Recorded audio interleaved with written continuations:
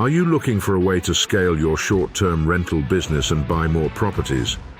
Well, co-hosting might be the right fit for you. Welcome to the Co-Host Coach podcast with Joe Roney. This episode of the Co-Host Coach is brought to you by Savvy STR Agents. If you're looking to buy a short-term rental, then contact the STR Savvy Agent team at savvy.realty. Welcome to another episode of the Co-Host Coach. I am Joe Roney, the Co-Host Coach, and I am excited because today is New Year's Day. 2025 is here. Happy New Year's and happy hosting as we go into the new year. So we are obviously starting off the brand new year. We're going to talk about goals, goal setting, and what does that look like? So in my mastermind over the past couple of weeks, we've been talking about goals. And one of the things that we really, strive on, or I really talk to everyone about, is not just thinking about your goals, but writing your goals down, and it's really important for you to, write down exactly what you're wanting to do going into a new year. Everybody has New Year's resolutions, right? New Year's resolutions are meant to be broken. New Year's goals are meant to be crushed. And you want to be able to write down what your goals are going to be and put a plan together, a plan of action on how you're going to crush them. So let's kind of break that down a little bit on what that looks like. And obviously we're talking about in the co-hosting space and how are we growing our co-hosting business. And those goals could be a number of different things. It could be adding 2, 3, 4, or 10 more properties to your co-hosting portfolio.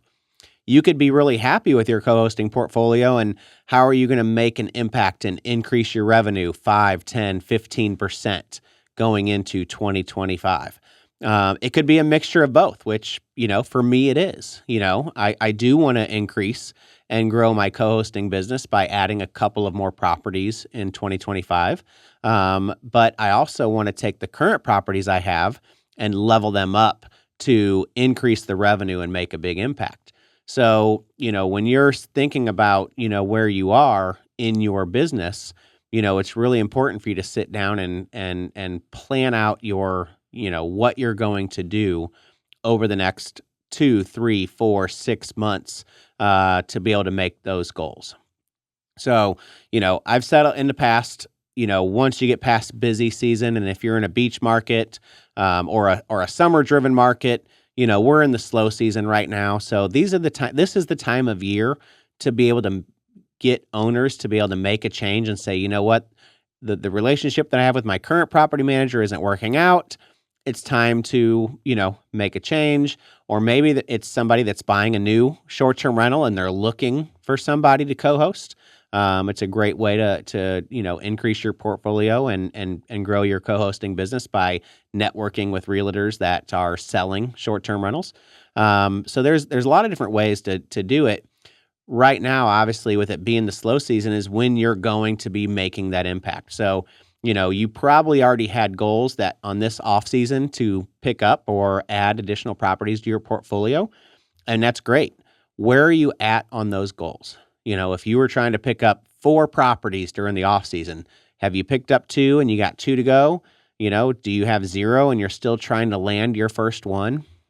I talked with one of our mastermind members this week, and, it's easy to get frustrated sometimes when you're, trying to grow a new business and say, I've had a lot of meetings. I've had a lot of people say no. I've had a lot of people, I've reached out and had conversations and it just didn't lead to anywhere, whatever it may be. But it is so important to keep plugging away and keep pushing. You should sometimes you're going to hear 100 no's before you get one person to say yes. That's building any business. That's not just the co-hosting business. That's in real estate. That's in telemarketing. It's in, whatever it is you're selling. People are going to say no. That's their natural instinct to say, nope, not interested. Nope, not interested. So, as you're going after your goals and you're trying to grow your co-hosting business, you're going to hear a lot of no's, and that's okay. Every single one of us in this space have heard a lot of no's. It takes time, and it takes time to get some people to say yes. I've talked about it before. I have a client that I co-host for that my first meeting was in January of I guess it was 2022, was the very first meeting that I had with this co-host client. And we ended up meeting again in February. He decided he wanted to continue with his current property management company. No big deal. I followed up again in March and again in April and again in May. And I just kept on following up to see how his year was going. And we didn't actually sign contract for me to take over and co-host for him until August of 2022, and we started co-hosting in September. So, we're talking, it took almost 9 months from a first conversation of a no and a second conversation of a no to 3 or 4 more times someone said no, or this client said no, to finally he said, "You know what? Let's do it. Let's make a change." And, it has been an amazing relationship ever since. A great partnership. I absolutely love partnering with this owner. We talk, we text, it's great. But he didn't say yes on day one.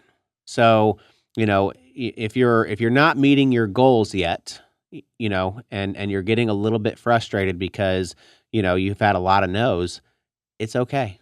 It's okay to keep pushing away and keep plugging along. So, if you're in that space or you're in that area that you're trying to grow your business and you're hearing that, just keep pushing along.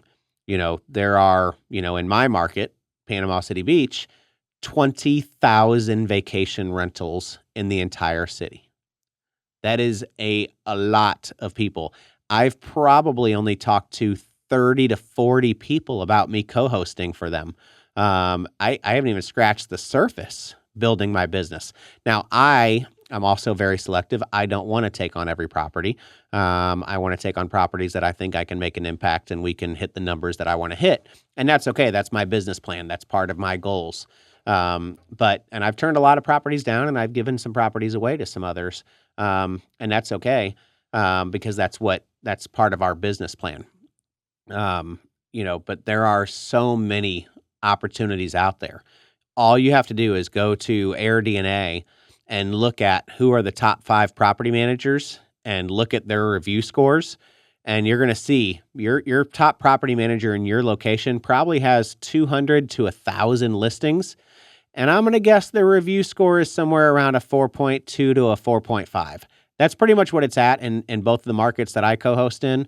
And that means there's, 200 to 1,000 listings on that one particular property manager that are probably okay to underperformers.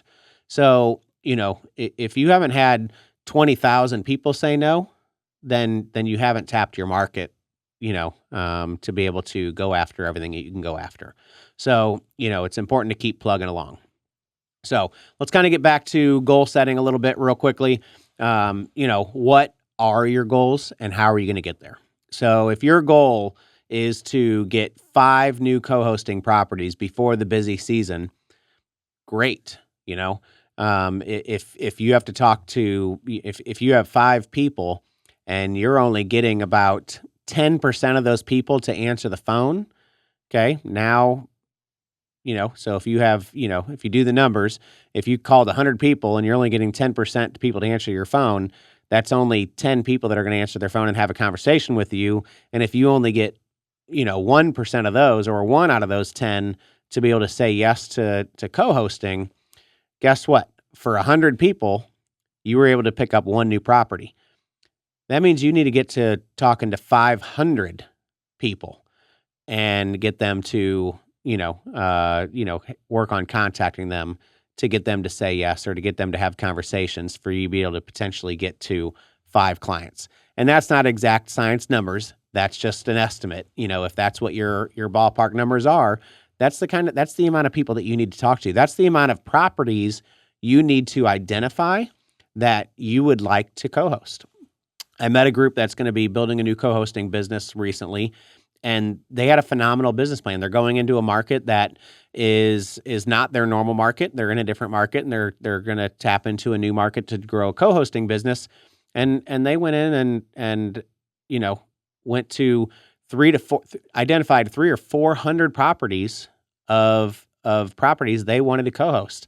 And they came into town and they, worked on building their network and they worked on, figuring out what it was going to be for them to, what they needed to do to be able to grow their business.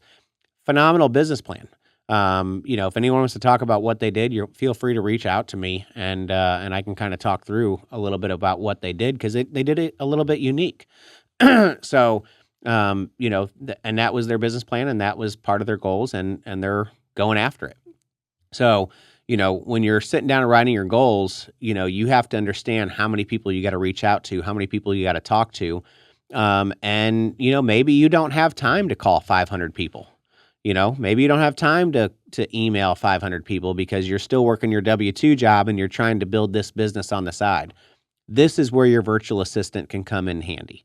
You can assign your virtual assistant to, whether you use an open phone, texting, or, a Google number, or whatever it may be, to start reaching out to some of these clients on your behalf and try to set up appointments. You can start having your VA help you send emails and communicate and go after these clients. So there's just so many different ways that you can make an impact, because at the end of the day, you're getting in this business because you're going to make a huge impact for these owners and help them make more money. At least that's the reason why I'm in this business. Obviously, yes, I want to make money too. That's why we're all in any business, right? But I truly want to help my owners make more money and hit their goals because if they win, we win, and it's a win for everybody. So, so you definitely want to be able to get in and make that kind of impact for these owners. And that's how they're going to continue to have you as their property manager or their co-host. So when you're writing down the goals, write down how many people you need to speak to be able to hit those goals. And like I said, if you're only getting one person to say yes out of 100 that you talk to, then you need to talk to 200, 300, 500, or 1,000 people, whatever it may be. Maybe your goal is only to pick up one client, and that's fine.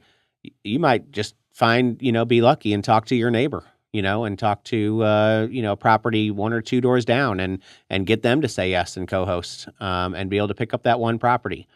If you don't currently have any properties, that first property is the hardest one to get to say yes. Once you get past one property that you're co-hosting for, you're going to see a huge difference because instead of saying, hey, I own a short-term rental and I'd like to manage more and I can do this for you, is a different conversation than when you're talking to an owner and saying, hey, I own and I co-host and I'd like to grow my portfolio and help you as well. This is what I've done and this is what I'm doing. So, so it's important to kind of understand what that first property looks like if you don't have it yet. And it may not be the 6-figure property that's doing $100,000 to $150,000 a year in gross revenue. It definitely wasn't for me. I didn't, target properties that were making that kind of money on my very first co-hosting property. And most people don't land a property like that on their first one. You can make an impact on a property that does $50,000, $60,000, $70,000 as well and still be beneficial and a learning process for you as you're going. So you're going to make an impact and you're going to likely do better than many of these other property managers. But, you definitely want to make sure that, when you're getting that first property, you don't set your standards way too high to where you're limiting what you can do. So, so goals for 2025, obviously, it's definitely something to, write down, figure out exactly what is it you're wanting to do, and remember it's not too late. So even if you get into March, which is in the beach market, or most markets, it's a busy season in March. But then we kind of go into a little bit of a slow season in April and May. Last year I added 2 co-host properties, one in April and one in May. I didn't necessarily plan on those going into the busy season because the busy season was kind of already here, but it happened. And it was great. It was a win for everyone, and we had phenomenal seasons for both of those properties. But it wasn't, yes, I did want to pick up more properties. I wasn't sure if I was going to be able to have those before the busy season or if it was going to be at the end of the season when that happened. So, So we were able to pick some up right before peak season. Um, Speaking of that, um, one part I do want to talk about, as you're talking to owners, and you're getting ready to go into the busy season, and you get them to say yes, and you're, getting ready to sign them onto a contract, and you find out they have a 30, 60, 90-day contract that they have to get out of, and you can't start hosting until April 1st, let's say, or even May 1st. Don't wait until April 1st or May 1st to build your listing. Work with the owners, get the house under contract, get your listing out today, block off the calendar for the current property manager, and start opening it up for your summer bookings after that property manager is done with their contract. So you don't have to wait to start your listing to go live, even if you're, having to wait 90 days. So we'll talk a little bit more about that later. But just wanted to throw that in there because it was on my mind. So, as far as, what are your goals for 2025? I can't answer that for you. You have to look at your business model and what your business plan and understand what it is you want to do. So, that, like I said, that could be 1 or 2 properties, or it could be 20. Doesn't really matter either way. So, the most important thing is that you write it down. And we have, you saw him on here a couple weeks ago, Michael Dinwiddie, who, he wrote his goals down last year, laminated them, put them in his pocket, and he looked at them every single day. And every single day he knew what his goals were.